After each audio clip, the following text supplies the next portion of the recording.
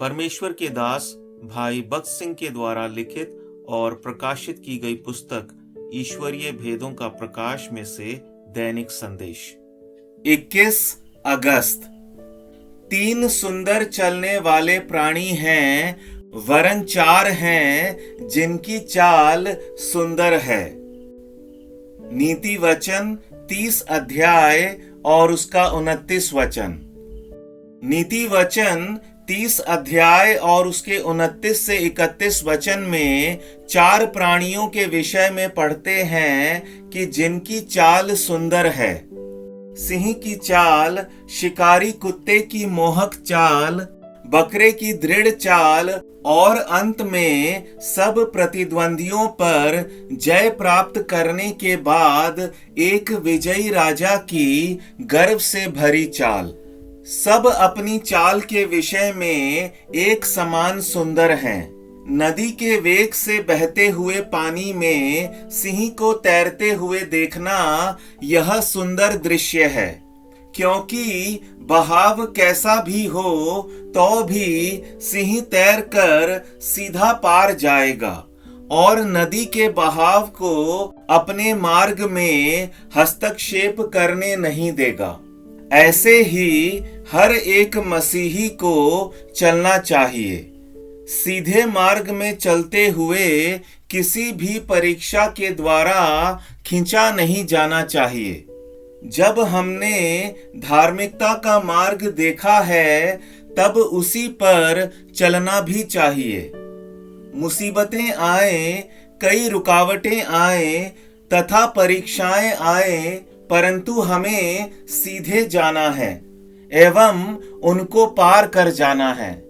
इस प्रकार की चाल मोहक होती है और प्रभु को पसंद आती है। शिकारी कुत्ता अपने शिकार को पकड़ने तक उसके पीछे दौड़ता ही रहेगा। प्रभु यीशु ने पृथ्वी पर हमको सेवा सौंपी है और कितना भी धन या रिश्वत हमें भी इस सेवा से अस्थिर ना करे। अपना सेवा कार्य पूर्ण करने के लिए शिकारी कुत्ते के समान दृढ़ता से आगे बढ़ना है। ऐसी चाल भी प्रभु को पसंद आती है। बकरा सीधे ऊंचे टीले पर चढ़ सकता है।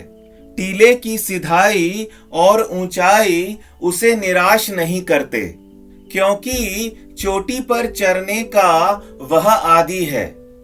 मसीही जीवन ऊंचे टीले पर चढ़ने जैसा है।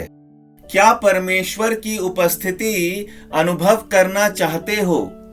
क्या परमेश्वर की महिमा देखना चाहते हो?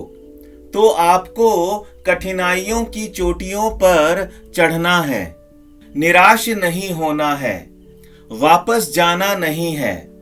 जब कठिनाइयां और समस्याएं आए तब ना हिम्मत खोना है, ना निराश होना है, परंतु चोटी पर पहुंचने तक आनंद और हर्ष के साथ आगे बढ़ें। आपको हर एक कसौटी, तकलीफों, परेशानियों का मुकाबला करके विश्वास रखना है कि मेरा प्रभु मुझे सुरक्षित रीति से पार ले जाएगा।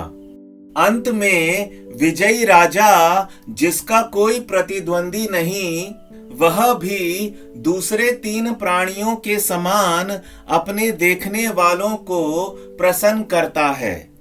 उसकी चाल खानदानी और शाही है। जो राजा जानता है कि वह खुद दुश्मन के सैनिकों को पराजित करेगा, वह विजय सहित दुश्मन के नगर में से गुजरता है। आपको इस प्रकार का ही मसीही होना चाहिए। हमारा प्रभु चाहता है कि आप विजय का अर्थात जयवंत जीवन जिएं। इसीलिए वह संसार में आया। आपको फुटबॉल जैसे अर्थात गेंद जैसे मसीही नहीं होना चाहिए। कई मसीही लोग सभा में बहुत ही प्रसन्न होते हैं, आत्मा में उछलते हैं, आनंद से गाते हैं, परंतु सभा पूरी होने के बाद यदि किसी स्थान पर कोई कांटा आए तो नीचे गिरकर ध्वस्त हो जाते हैं और बहुत समय तक वहीं पर पड़े रहते हैं, जब तक कोई दूसरा उपदेशक आकर उन्हें परमेश्वर के वचन द्वारा ना उठाए। ऐसे मसीही लोग फुटबॉल मसीही हैं। हमारा प्रभु हमको ऐसे राजा के समान बनाना चाहता है कि जिसका कोई प्रतिद्वंदी अर्थात उससे मुकाबला करने वाला नहीं, और वह हमको शिकारी कुत्ते, सिंह और बकरे जैसा बनाना चाहता है। प्रभु आपको बहुतायत से आशीष दे।